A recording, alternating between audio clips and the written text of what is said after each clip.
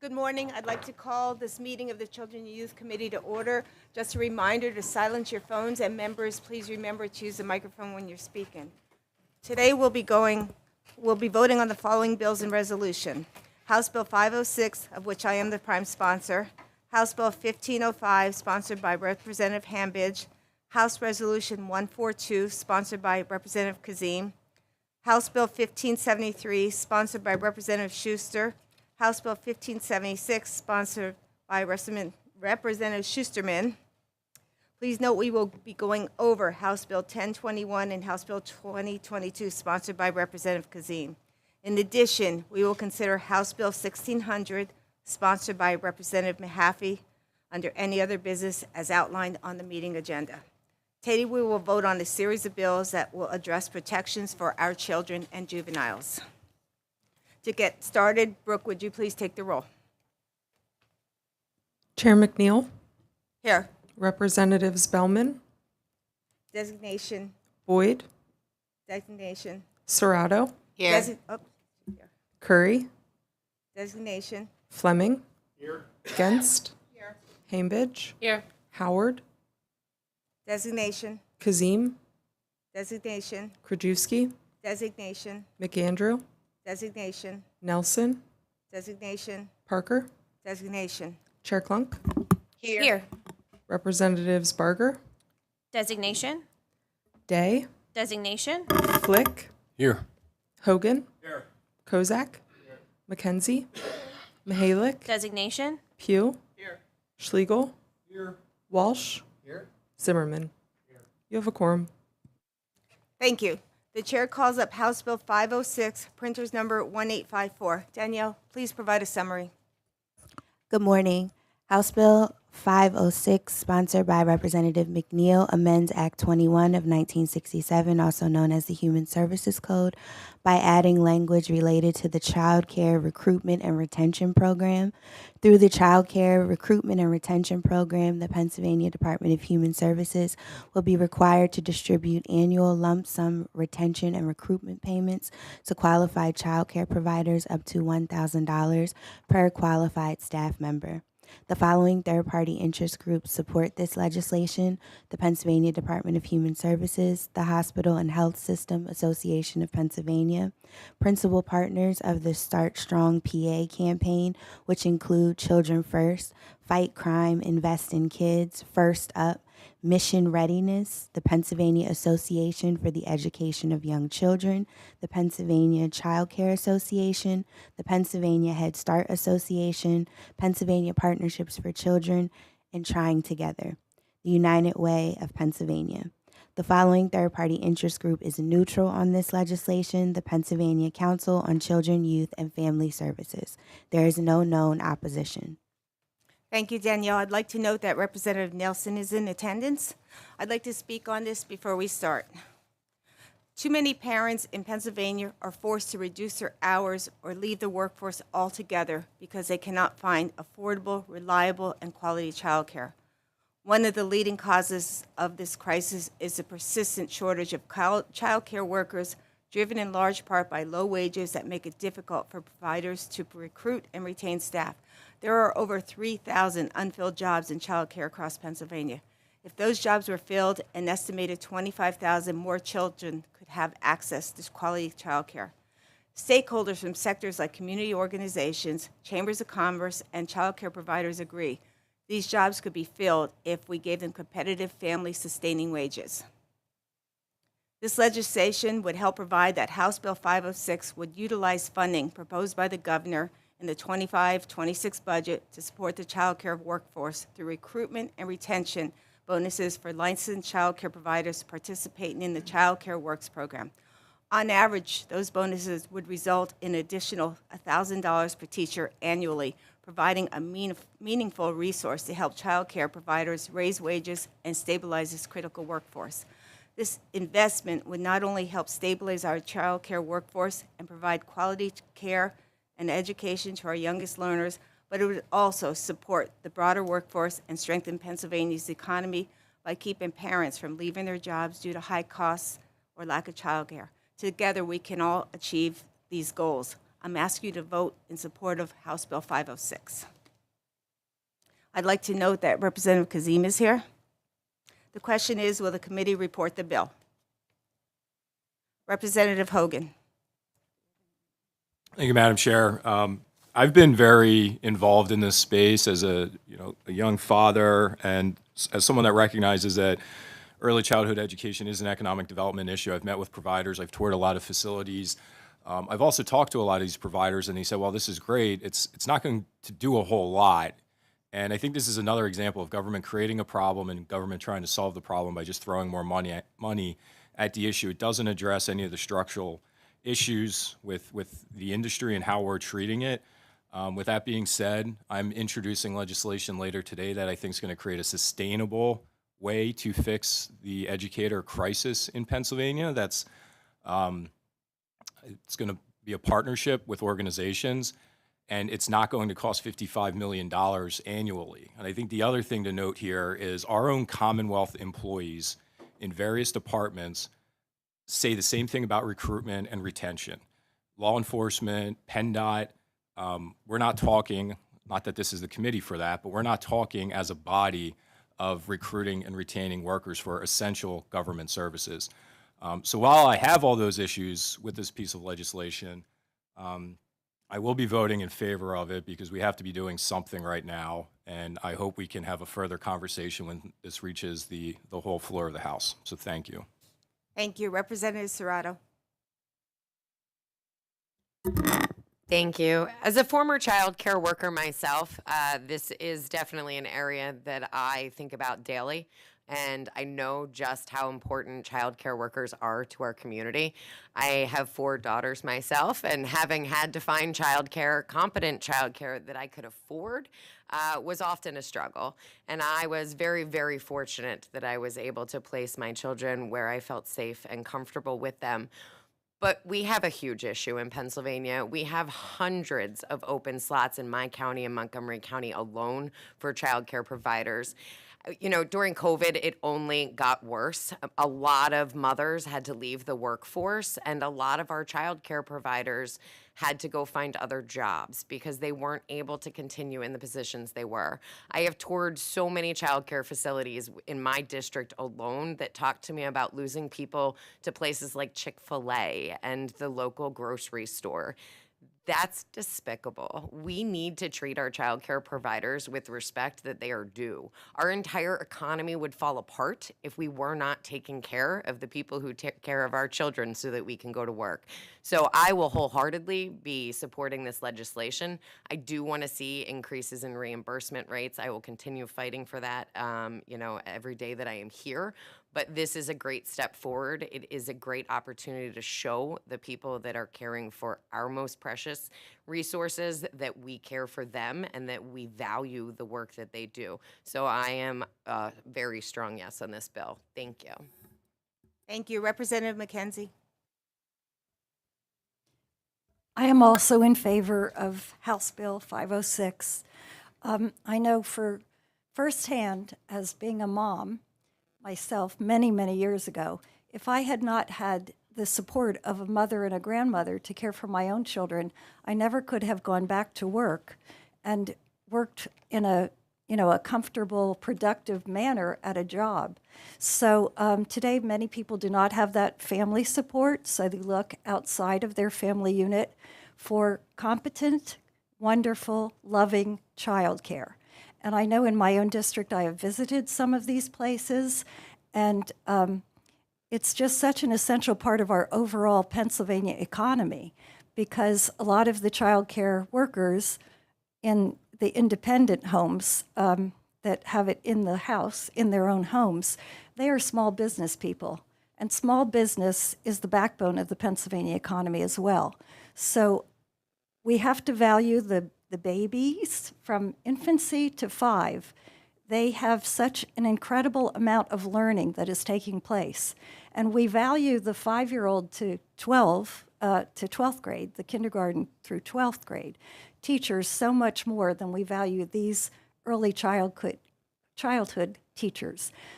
So again, I think this is a wonderful step forward, and I am very much in favor of House Bill 506. Thank you. Thank you. Representative Fleming.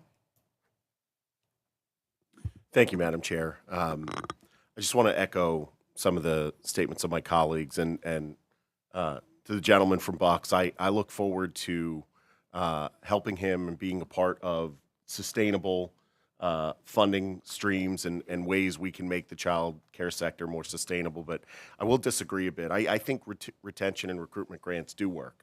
I had the privilege of attending a press conference with Governor Shapiro at a child care facility in my district at Cross Point Church, and shortly after the budget address, when he was touting the $55 million proposal for recruitment retention grants. And whether it's law enforcement officers or teachers, we have seen recruitment and retention grants work with other professions. It's certainly not the be-all and end-all, and that's why I say, as a former child advocate, I'm absolutely here for this fight to make our child care sector one of the best in the country. And I think to the good gentlelady from the Lehigh Valley's point, we need to stop thinking about child care in a siloed fashion. Our early care and education, all the way from high quality child care through pre-K and into K through 12 education, needs to be thought about as a continuum. And there's no reason why we bifurcate the pay of workers who are doing such critically amazing work on behalf of our children, teaching them the curriculum they need to get ahead, caring for them day after day to enable Pennsylvanians to work every day. And so I have been in this fight before coming to the General Assembly. I will continue to fight this battle because it's too important for our economy and for our society not to invest in our child care workforce. So I will be an enthusiastic yes. And again, I look forward to working with everybody that we can to make our child care sector as strong as humanly possible. Thank you, Madam Chair. Thank you. Chair Klunk. Thank you, Chair McNeil. I think we have this bill before us today, and childcare is such an important issue here in this Commonwealth. Every single one of us who have children are impacted by childcare. Where do you send your children? Who's going to watch them when you're at work? It's a workforce development issue here in Pennsylvania. And it's why I think we should have probably had some hearings over the past 6 months on childcare in Pennsylvania. It is such a complex topic when it comes to workforce, when it comes to retention, when it comes to recruitment, when it comes to the requirements to get a job in the childcare space. What are those barriers to be able to take a job in childcare? What are the regulations that impact our childcare space? What is driving up the costs when it comes to insurance? All of those issues we need to take a look at, not just on workforce. All of those regulatory insurance issues impact that bottom line and why somebody may or may not want to go into childcare. I appreciate Representative Hogan and what he's trying to do and look forward to seeing that co-sponsor memo. With this particular bill, I've talked with my providers, and my local providers have tried some of these things with those recruitment and retention bonuses, and they haven't worked. During COVID, we saw that they didn't work. So I really think that we need to get back to the table, have serious discussions on this topic before we shell out more money that might not actually work. Before we do that, we need to have serious conversations about childcare. I'm willing to do it. We have a policy hearing later this week with our Republican Policy Committee to hear from the industry. And I look forward to bringing back what we hear to this committee so that we can have serious conversations. But I have some serious concerns with this. I just don't know if this is going to actually get at the root of the problem. And so I will be a no. Thank you. Thank you. Those in favor of reporting the bill as committed will vote aye. Those opposed, no. Brooke, please take the roll. Chair McNeil, Yes. Representatives Bellman, Designation, yes. Boyd, Designation, yes. Serrato, Yes. Curry, Designation, yes. Fleming, Genst, Hambidge, Yes. Howard, Designation, yes. Kazim, Krajewski, Designation yes. McAndrew, Designation yes. Nelson, Parker, Designation yes. Chair Klunk, No. Representatives Barger, Designation no. Day, Designation no. Flick, Hogan, Kozak, McKenzie, Mihalik, Designation no. Pugh, Schlegel, Walsh, Zimmerman.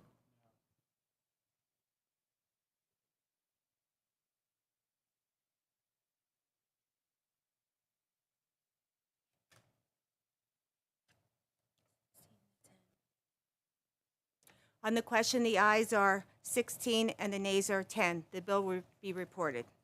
The chair calls up House Bill 1505, printer's number 1760. Danielle, please provide a summary of the bill. House Bill 1505, sponsored by Representative Hambidge, amends Act 14 of March 10th, 1949, known as the Public School Code, by adding clarifying language related to the definition of an eligible provider. The following third-party interest groups support this legislation: the Pennsylvania Department of Education and the Pennsylvania Partnership for Children. There is no known opposition. Thank you. Representative is here to speak on the bill. Thank you, Madam Chair. Right now, in statutory language, the only entities eligible of standing up pre-K counts programs are school districts, licensed nursery schools, Head Start grantees, and child care centers and group child care homes that maintain a 3-star or higher rating under the Keystone Stars program. Currently, our intermediate units are serving as Head Start grantees and then can therefore host pre-K counts programs. 12 of Pennsylvania's 29 intermediate units receive pre-K counts grants. Should there be a change in federal funding for Head Start, those programs would be imperiled. 2,500 children who are grantees under the state program through Head Start. And in my my county alone, nearly 600 children would lose access to pre-K counts if federal funding's reduced. This is statutory language change to try to enable children to continue to receive these vital services. So I would really appreciate a yes vote. Thank you. Those in favor of reporting the bill as committed will vote aye. Those opposed, no. Brooke, please call the roll. Chair McNeil, Yes. Representatives Bellman, Designation yes. Boyd, Designation yes. Serrato, Yes. Curry, Designation yes. Fleming, Genst, Hambidge, Yes. Howard, Designation yes. Kazim, Krajewski, Designation yes. McAndrew, Designation yes. Nelson, Parker, Designation yes. Chair Klunk, Yes. Representatives Barger, Designation no. Day, Designation yes. Flick, Hogan, Kozak, McKenzie, Mihalik, Designation yes. Pugh, Schlegel, Walsh, Zimmerman.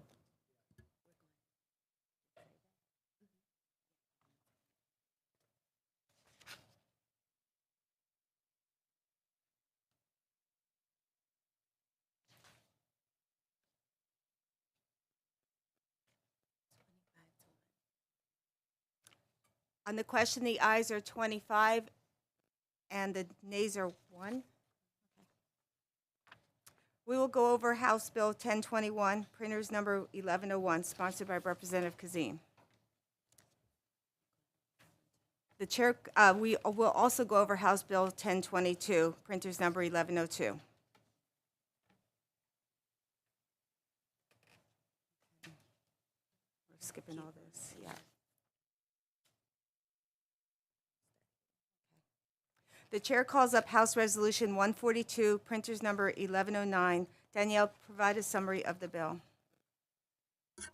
House Resolution 142, sponsored by Representative Kazim, is a resolution directing the Joint State Government Commission to conduct a study and make recommendations regarding best practices for the operation of juvenile detention centers. The following third-party interest groups support this legislation: Rehabilitation and Community Providers Association, Pennsylvania Department of Human Services, Children First. The following third-party interest group is neutral: the Pennsylvania Council on Children, Youth, and Family Services.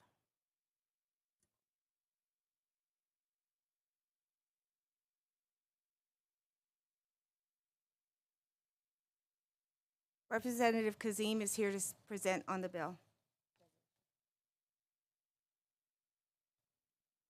Thank you, Chairwoman. Good morning to the rest of the Children and Youth Committee, and also good morning, Chairwoman Labs. I present to you House Resolution 142, and this would ensure that the Department of Human Services regulations are based on best practices for the operation of juvenile detention centers. This House resolution would direct the Joint State Government Commission to conduct a study and make recommendations on how to ensure that juvenile detention centers are safe places where kids can get the tools they need to live healthy, happy, and productive lives. We need to bring together a commission of bipartisan subject matter experts who can examine and develop best practices for the operation of juvenile detention centers, including video surveillance, training, minimum qualification requirements for management and staff, restrictions on use of overtime programming requirements, and policies regarding incident reports and grievances. It's only by ensuring that we understand that what is needed to run these facilities safely that we can be sure that the facilities are operating as they should. Thank you so much, Madam Chair. Thank you. The question recurs, will the committee report the resolution? Chair Klunk? Thank you, Chairwoman, and I appreciate what the good lady is doing here. In reviewing this particular resolution, there's some language that I think may be confusing to the Joint State Government Commission. Additionally, with the current review of the 3800 series regulations and this particular report, I do think that there could be some confusion because that review is ongoing with this particular report happening at the same time. So I don't know if the timing is actually the best with this particular report. So I will be recommending a no vote. Thank you. Thank you. On those in favor of reporting the resolution as committee will vote aye. Those opposed, no. Brooke, please take the roll. Chair McNeil, Yes. Representatives Bellman, Designation, yes. Boyd, Designation, yes. Serrato, Yes. Curry, Designation, yes. Fleming. Yes. Genst. Hainbidge. Yes. Howard. Designation, yes. Kazim. Yes. Krajewski. Designation, yes. McAndrew. Designation, yes. Nelson. Yes. Parker. Designation, yes. Chair Klunk. No. Representatives Barger, Designation, no. Day, Designation, no. Flick. No.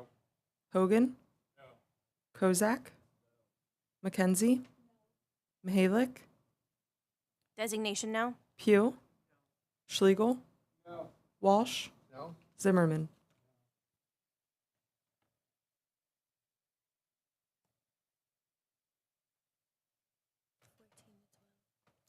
The ayes are 14 and the nays are 12. The chair calls up House Bill 1573, printer's number 1861. Danielle, please provide a summary of the bill. House Bill 1573, sponsored by Representative Schusterman, amends Act 21 of 1967, or the Human Services Code, by adding clarifying language related to the establishment of a data inventory. The following third-party interest groups support this legislation: Rehabilitation and Community Providers Association, Children First, Juvenile Law Center, the Pennsylvania Council on Children, Youth, and Family Services. There is no known opposition. Thank you. The question is, will the committee report the bill? Representative Schusterman is present to provide remarks on the bill. Thank you, Chair McNeil and Chair Klunk, for bringing up these bills. These bills are a long time coming, and they're a result of a juvenile justice task force, and I'm thrilled to be here. This was a heavy lift, and I know this is just one of the bills, but my comments kind of are overarching to all three bills that will be voted on today. Allegations of abuse in Pennsylvania juvenile detention facilities require all of us to act. Young people report that these facilities are unsafe, unclean, and unable or unwilling to provide the effective treatment and education that these young people require. We must ensure the safety and accountability of juvenile detention placements, whether they are run by private providers or the Department of Human Services. My package of legislation expands oversight and accountability of residential facilities operated or licensed by DHS, and I'll just go over the first bill. 1573 will require the Department of Human Services to conduct an inventory of programs and services available to address juvenile delinquency in counties across Pennsylvania. And then I'll go over the other two when you mention them. Thank you.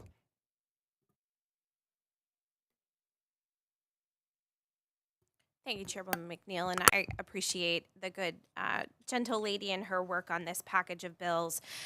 These bills just came to us about a week ago. Some very, very important topics, and I wish that we would have had some hearings because we do have some new members on this committee and trying to get our arms around this very heady topic that impacts our children. I wish we would have had some hearings on it because I think we could have maybe worked on some amendments to make the bill a little bit better. Right now, I just don't feel comfortable moving forward with it right now. I think we need to have some discussions on it. I truly appreciate where you're trying to go, but at this point, I'm going to be a no, but look forward to working with you on it. We just had some concerns with some of the language, but just in the interest of it's June, just didn't get a chance to get amendments together, but look forward to working with you. Thank you, Chairwoman. I do want to clarify this bill has been out there as 1600. What I did to kind of help aid in the passage of the bills is break down 1600 into three bills, kind of more manageable bites, because the bill 1600, once again, we have new members that might not be familiar with that bill, was a large omnibus bill addressing the concerns of the Juvenile Justice Task Force, which was a bipartisan task force. Thank you. And I look forward to working with you, Chair Klunk. Thank you. Those in favor of reporting the bill as committed will vote aye. Those will, Rep. Hambidge would like to speak on the bill. I'm sorry, just to come late to the table, but I really appreciate the work that you're doing in bringing this forward. The Juvenile Justice Task Force really went in depth into this process. They had 28 roundtables and nearly 450 participants over a 2-year period before releasing the relevant report. They recommended 35 items for us as the legislator to move forward on to protect children in this space, and only 2 of them have so far passed the House. So it's vitally important that even though we're late to the table, in finally coming to grips with what we need to do to protect children, that we are proactive in helping our children. So thank you. Thank you. On that question, the ayes, the ayes, please vote aye if you're for the bill and nay if you're against. Brooke, call the roll. Yes. Representatives Bellman, Designation yes. Boyd, Designation yes. Serrato, Yes. Curry, Designation yes. Fleming, Genst, Hambidge, Yes. Howard, Designation yes. Kazim, Designation. Oh. I thought you left the building. Krajewski, Designation yes. McAndrew, Oh, and he's here too. Okay. Nelson, Parker, Designation yes. Chair Klunk, No. Representatives Barger, Designation no. Day, Designation no. Flick, Hogan, Kozak, McKenzie, Mihalik, Designation no. Pugh, Schlegel, Walsh, Zimmerman.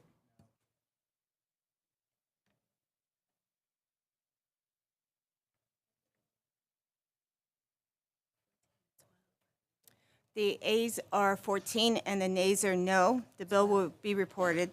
I want to let you know that Representative McAndrew is now in the building. I want to provide a summary of House Bill 1576. Danielle? House Bill 1576, sponsored by Representative Schusterman, amends Act 21 of 1967, also known as the Human Services Code, by adding language related to providing indigent counsel for court-adjudicated juveniles. The following third-party interest groups support this legislation: the Rehabilitation and Community Providers Association, Children First, and the Juvenile Law Center. The following third-party interest group is neutral on this legislation: the Pennsylvania Council on Children, Youth, and Family Services. There is no known opposition. Thank you. Well, the question is, will the committee report the bill? We have Representative Schusterman here to speak on the bill. Well, I think that Representative Hambidge did a great job showing how deep the committee went and the task force went into this issue, and also the opportunity to speak to juveniles and to hear that we have to remember juveniles are children. They're still learning. They're not prisoners. They're people that need guidance. And often when they are going into a juvenile detention facility, they're treated like prisoners. So they're already not, they're punished. They're punished if they need a snack. You know, they're charged for that. They're punished if they have medical needs. They're charged for that. So this bill kind of addresses some of the charges and reimburses them, as well as offering something that we all should have, which is an appointed guardian or counsel if, when they are in a detention facility, they need that guidance. So I'm a big believer. I only have one child, but I kind of view our jobs as state representatives as being the parents of the children in the Commonwealth. We might not agree with voting this out of committee, but this issue is real. These juvenile detention centers are in need of helping these children get back to society, not punishing them over and over for one mistake. And I'm going to slide this in here, and it really has nothing to do with my set of bills. But when we look at the community inside of detention centers, many of these children have intellectual disabilities. And they might have been committed to these detention facilities prior to our current language on intellectual disabilities. And so that is just something to be very clear on, that these are children and they deserve a chance to move through the process with dignity and then get back to society. They need to grow there, though, not be punished there. Thank you. Thank you, Representative Schusterman. The question recurs, will the committee report the bill? Chair Klunk. Thank you, Chair McNeil, and thank you again to Representative Schusterman for bringing this bill forward. Looking at this, there's a 50% reimbursement rate to counties through DHS. Do you have any fiscal impact information on this particular bill? I know there was previous legislation and a similar bill a number of sessions ago in the Senate. It looked like it was anywhere between 900 and a little over a million, maybe upwards to $2 million potentially to cover these costs. Do you have any idea what the fiscal impact might be? I don't have that fiscal information in front of me, but I can get that to you. I think that information would be really helpful to us as we make this decision moving forward. This will have a fiscal impact not only to the Commonwealth but the counties, and I do think that we need to have continuing conversations because it will impact their budgets along with ours. So again, I have some serious concerns about the cost of this and how this will actually play out. Maybe an LBFC study on how this will actually fiscally impact the Commonwealth and the counties, and how this can actually be implemented, and is there capability for the counties to deliver on these services, I think is another question. So at this point, I appreciate what you're doing, but at this point, I will be a no. Okay, thank you. And I just want to clarify, this is a partnership with the counties so that these detention facilities are not working in a vacuum, unable to provide the medical care, the transportation, and the defense for these juveniles. So it's sort of the detentions are in certain counties. It is, and many counties. It is spreading the responsibility to both the county as well as the facility.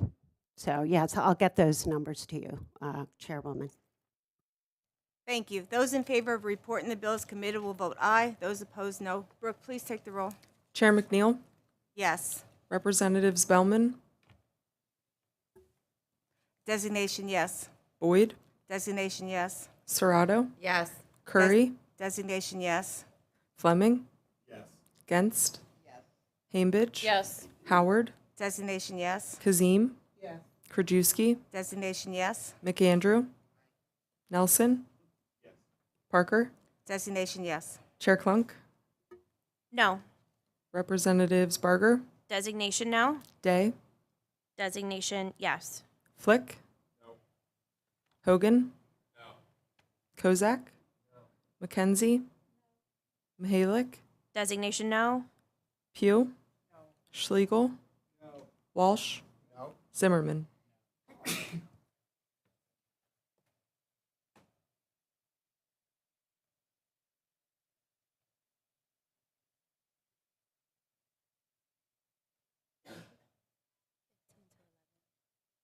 On the question, the ayes are 14 and the nays are 11. The bill will be reported.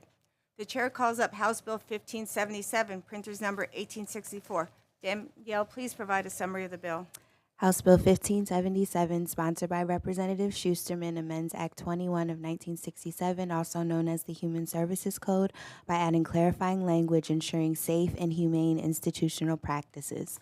The following third-party interest groups support this legislation: Children First, the Juvenile Law Center. The following third-party interest group is opposed to this legislation: the Pennsylvania Council on Children, Youth, and Family Services. Thank you, Danielle. The question is, will the committee report the bill? Representative Schusterman is here to speak on the bill. I'll be brief. So House Bill 1577 will ensure that safe and humane institutional practices are in place for children who face restrictive procedures such as restraints when in custody or incarcerated. So we would like to keep this humane and productive in helping these children move through the system and get back to society. Thank you. Thank you. The question recurs, will the committee report the bill as amended? Chair Klunk. Thank you. And again, I appreciate what you're trying to do. We do have some concerns with the fiscal impact on the providers. Additionally, with the 3,800 regs related to some of the restraints that's ongoing right now, I do think that it might be premature in moving forward with this. While that is working through the regulatory review process, we have heard from some stakeholders about those particular concerns regarding restraints and some of the regulation changes that the department is looking at right now. So at this time, I will be a no. Thank you. Thank you. Those in favor of reporting the bill as committed will vote aye. Those opposed, no. Brooke, please call the roll. Chair McNeil, Yes. Representatives Bellman, Designation, yes. Boyd, Designation, yes. Serrato, Yes. Curry, Designation, yes. Fleming, Genst, Hainbidge, Yes. Howard, Designation, yes. Kazim, Krajewski, Designation, yes. McAndrew, Nelson, Parker, Designation, yes. Chair Klunk, No.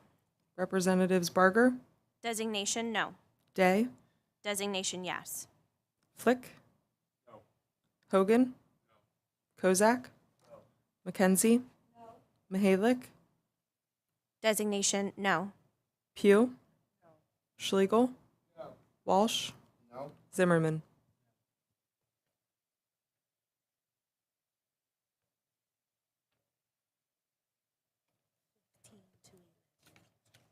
On that question, the ayes are 15 and the nays are 11. The bill will be reported.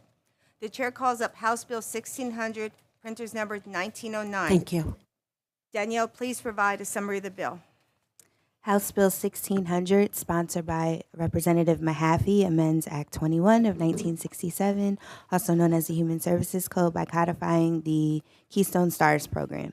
The following third-party interest groups support this legislation: the Pennsylvania Association for the Education of Young Children, Trying Together, and First Up.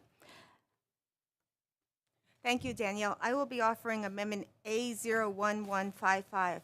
Danielle, please provide a summary of the amendment. Amendment A01155, sponsored by Representative McNeil, adds updated language of a child care facility and provides for a definition of the term. This is an agreed-to amendment.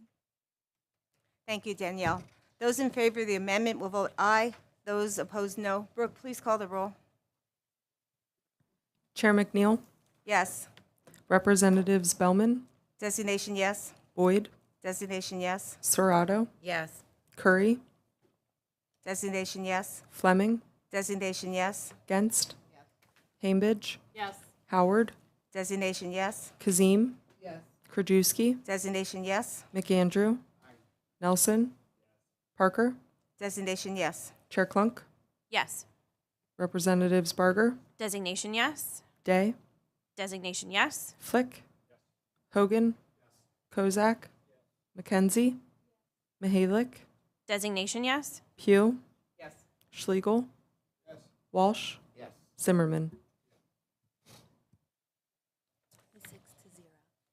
On the amendment, the ayes are 26 and the ayes are 0. The amendment is agreed to. Representative Mahaffey and Representative Solomon are present to provide brief remarks on the bill. Good morning. It's great to be here. Chairwoman McNeil, Chairwoman Klunk, thank you for the opportunity to bring this forth. This is our 5th time we are in front of committee, and it has gotten out of committee every time. And we are excited for our 5th opportunity at this again. Those of you that have been around and understand this bill, it started as a very robust bill to change Keystone Stars. Very difficult, very hard, came down to brass tacks, a placard to show that this particular bill would allow parents who are going into a child care provider to see what their star rating is. And it's extremely important because you don't know if it's your first time, God forbid, it's a challenge to find a provider that's going to take care of your child, that you're going to say, please take care of my newborn, here we go. And we think it's very, very important that we attempt to help the providers get to a 4-star quality. And that's something that happened, and we were stuck at a placard. And also, I think on their website and identifying where they're at. But what came out of this with the previous chairwoman from the Republicans was Cheryl Delosier came up and said, what about doing some requirements as far as work to meet the standards of what it would be for if you got a degree? Because I think somebody who is very well qualified, that might be a child care provider for 20 years, probably has a little bit more experience than someone just coming out of college. So we thought, because we were really struggling, and we're still struggling with our child care providers, to make sure that they are able to have their great rating if they want to, but trying to find people with a master's degree and to remain at a 4-star is very, very difficult. So we put in the work requirements. I want to thank Representative Delosier for helping us through this. I think it was a great thing. And we started out, again, it's very, very tough, but I think this really helps the industry. It goes through a process where we are identifying those that have longevity in this business, are rewarded, and I think we can help these child care providers continue to remain at a quality 4-star if they want to without having that degree. So I'll turn it over to my colleague. Thank you. Thank you, Chair McNeil, and thank you, Chair Klunk, for bringing this legislation up. It's been great to work with the representative on this issue. In the comments today on other bills, I heard Representative Serrato and Representative McKenzie talk about the importance of childcare, especially in those critical years 1 to 5, to make sure that we provide quality care to our kids. You know, I was lucky growing up in Northeast Philadelphia that when my mom, as a public school teacher, went out to work, my great-grandmother provided care for me. A lot of kids in my district don't have that luxury. In fact, when I took office in 2017, I looked around and there were 76 child care providers, and only 3 were star 3 or 4 quality. Only 3. When I talked to the child care providers about why are you at 1 or 2, what are some of the stumbling blocks? One of the things that they mentioned was we want to bring in more workforce. We're struggling to get more workers in the door, and we're struggling with a lot of the degree requirements.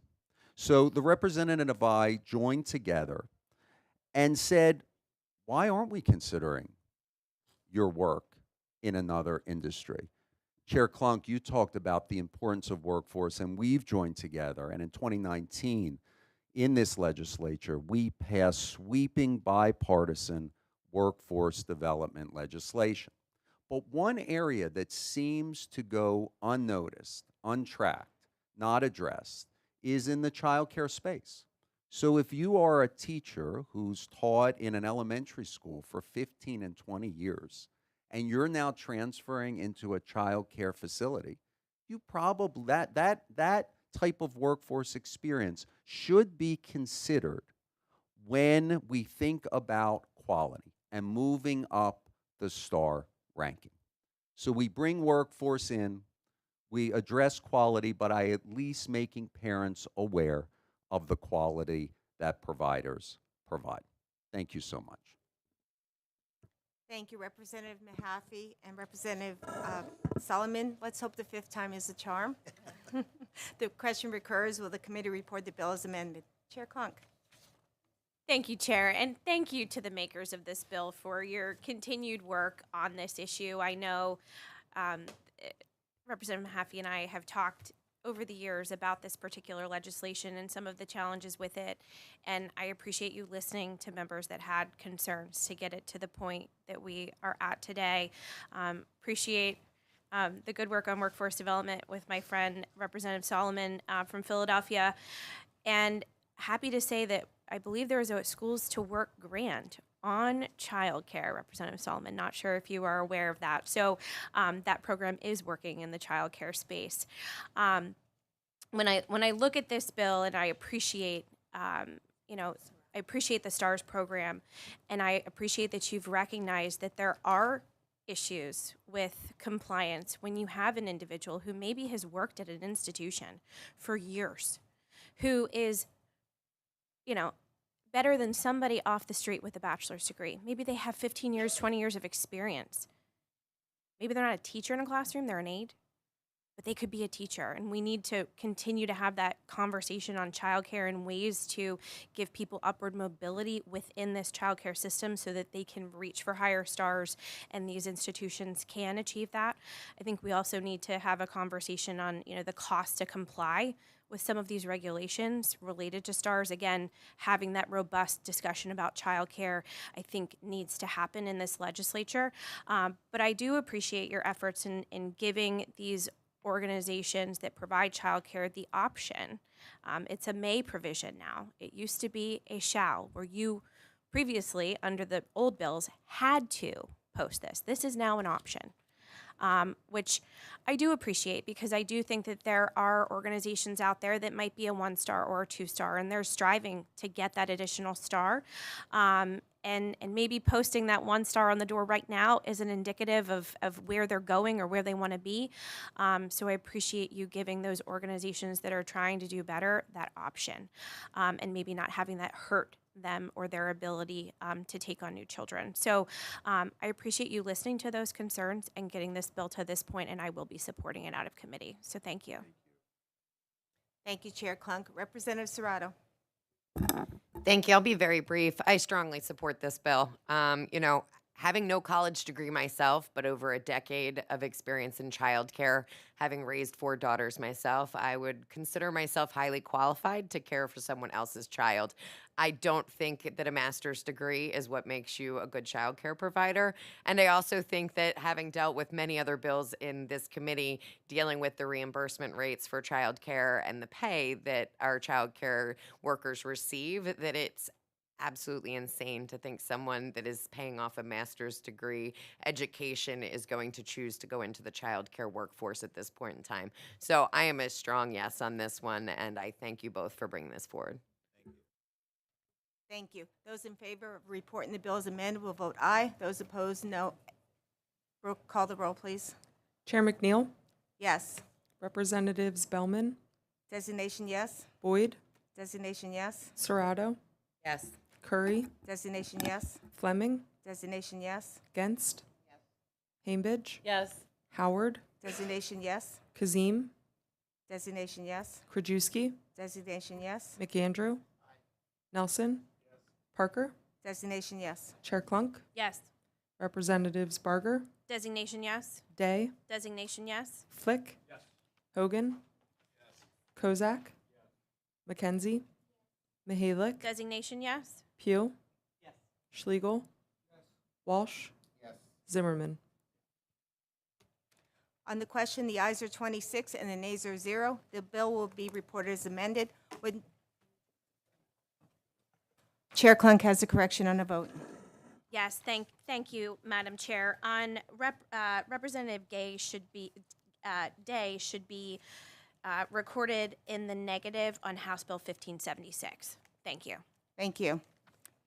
The bill will be reported as amended. With no further business, we stand adjourned. Thank you.